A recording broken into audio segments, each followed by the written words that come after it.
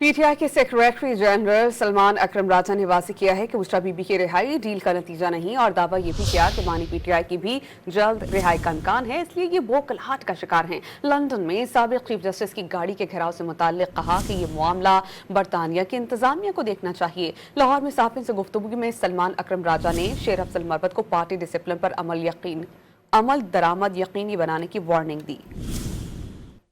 लेकिन कोई डील नहीं है, उनके खिलाफ मुकदमा बिल्कुल बेबुनियाद था, उनको बेल मिलनी ही थी। खान साहब को भी इंशाल्लाह बहुत जल्द हम समझते हैं बेल भी मिलेगी, मुकदमे भी ख़त्म होंगे, इसीलिए ये बौखलाए हुए हैं और अब फौजी अदालतों की बात कर रहे हैं। देखिए, बरतानिया का अपना एक कानून है, बरतानिया के कानून के मुताबिक अगर एहतजाज हुआ है तो मेरा ख्याल है ये मामला बरतानिया की जो इंतज़ामिया है उनका मामला है। देखिए, शेर अफजल साहब को अपने आप को कंट्रोल करना होगा, उनको एक मौका हम दे रहे हैं अगर वो पार्टी में कोई रोल अदा करना चाहती हैं, लेकिन अगर उनकी तरफ से डिसिप्लिन का मुजाहरा ना हुआ तो फिर हम कोई कार्रवाई करेंगे। देखिए, खान साहब जल्द आ रहे हैं।